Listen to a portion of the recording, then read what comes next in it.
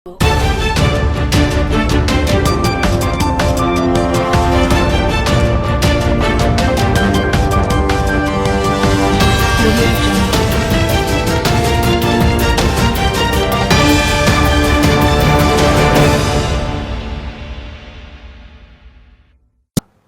News 5కి స్వాగతం. నా పేరు సుమలత. కూటమి ప్రభుత్వంలో ఇచ్చిన సూపర్ 6 హామీలు ఎప్పుడు అమలు చేస్తారని కాంగ్రెస్ అధ్యక్షురాలు షర్మిల ప్రశ్నించారు. ఆమె ఈరోజు పార్టీ కార్యాలయంలో మాట్లాడుతూ కూటమి ప్రభుత్వం ఇచ్చిన హామీలను వెంటనే నెరవేర్చాలని, లేకపోతే తాము ధర్నా చేస్తామని తెలిపారు. చంద్రబాబు గారు అధికారంలోకి వచ్చి 1 నెల దాటిపోయింది.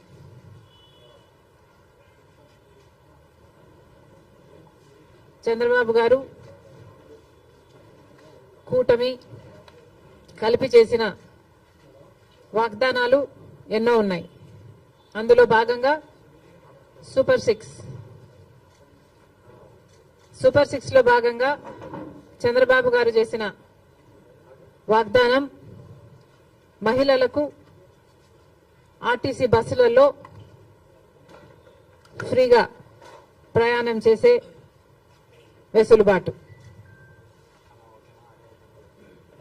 మరి చంద్రబాబు గారు నెల రోజులైనా ఈ చిన్న వాగ్దానాన్ని ఎందుకు నిలబెట్టుకోవడం లేదో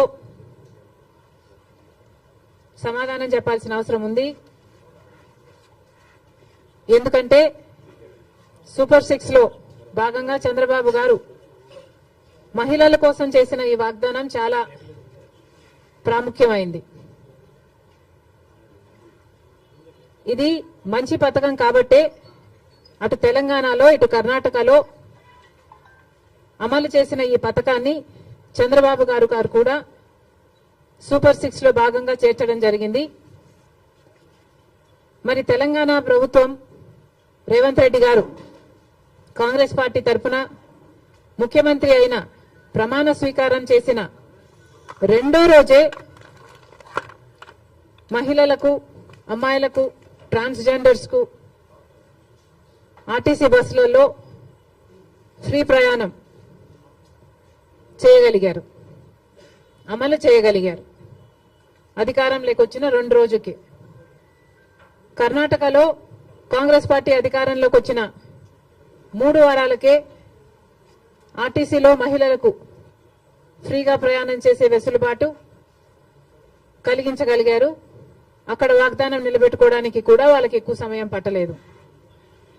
మరి చంద్రబాబు గారికి ఎందుకింత సమయం పడుతుందో చంద్రబాబు గారు చెప్పాలి. ఎందుకంటే మహిళలకు ఆర్టీసీ బస్సులలో ప్రయాణం చేసే ఈ పథకం చాలా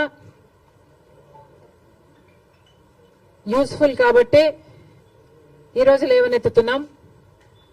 మహిళలు అన్న వాళ్ళు మన జనాభాలో సగం, హాఫ్ ద పాపులేషన్ కి డైరెక్ట్ గా వర్తించే పథకం ఈ పథకం. మహిళలకి రక్షణ కల్పించే పథకం కూడా. ఎందుకంటే మహిళలు ఒక చోటు నుంచి ఇంకో చోటికి వెళ్ళాలి అంటే ఆర్టీసీ బస్సులో అయితే సేఫే కాకుండా ఈ పథకం ద్వారా ఫ్రీగా అయితే మహిళలు ఎక్కువ ఆర్టీసీ బస్సులలోనే ప్రయాణం చేసే అవకాశము వీలు ఉంటుంది. కాబట్టి వాళ్ళ పాపులేషన్ ఆర్టీసీ బస్సులో ఎక్కువ అయితే, సే ఫర్ ఎగ్జాంపుల్ ముందు భాగంలో మొత్తం మహిళలకని రిజర్వేషన్ ఉంది కాబట్టి మహిళలు ఎక్కువ భాగం అయితే, మోస్ట్ ఆఫ్ ద బస్ మహిళలు అయితే వాళ్లకు సెక్యూరిటీగా కూడా ఉంటుంది. కాబట్టి మహిళలకు పనికొచ్చే పథకం ఈ పథకం. మరి ఈ చిన్న పథకాన్ని అమలు చేయడానికి చంద్రబాబు గారికి ఇంత సమయం ఎందుకు పడుతుందో, దీంట్లో విధి విధానాలు ఏముంటాయో, పరిశీలించాల్సింది ఏముంటుందో మాకైతే అర్థం కావటం లేదు. ఎందుకంటే విధి విధానాలు దీంట్లో పరిశీలించి చేయాల్సింది ఏముంటుంది? మహిళలు అన్నాక మహిళలందరికీ వర్తిస్తుంది, ఆడపిల్లలందరికీ వర్తిస్తుంది. మరి దీంట్లో విధులు విధానాలు ఏముంటాయి? బస్సులోకి ఎక్కుతారు, వాళ్ళకు ఫ్రీగా ప్రయాణం చేసే వెసులుబాటు కలిగించాలి. ఇది ఇంత సింపుల్ పథకం కాబట్టే రేవంత్ రెడ్డి గారు రెండో రోజే దీన్ని అమలు చేయగలిగారు. ఏ పథకమైనా అమలు చేయడానికి చిత్తశుద్ధి ఉండాలి. రాజశేఖర రెడ్డి గారికి ఆ చిత్తశుద్ధి ఉంది కాబట్టే రాజశేఖర రెడ్డి గారు ఉచిత విద్యుత్తు అంత తొందరగా మొదటి సంతకంలోనే వాగ్దానం చేశారు. కాబట్టి విధి విధానాలు ఏమీ ఆలోచించకుండా మేనిఫెస్టోలో పెట్టిన అంశం కాబట్టి వెంటనే అమలు చేయడం కూడా జరిగింది. మరి అలాంటప్పుడు మహిళలకు ఇంతగా పనికొచ్చే ఈ పథకాన్ని చంద్రబాబు గారు ఇంత సమయం ఎందుకు పడుతుందో సమాధానం చెప్పాలి. ఇవే కాకుండా చంద్రబాబు గారి సూపర్ 6 లో మిగతా పథకాలకు కూడా చంద్రబాబు గారు వెంటనే అమలు చేయాలని డిమాండ్ చేస్తున్నాం. ఈరోజు కొత్తగా నిన్న చంద్రబాబు గారు ఇచ్చిన జియో ప్రకారము అమ్మకి వందనం అనే పథకం,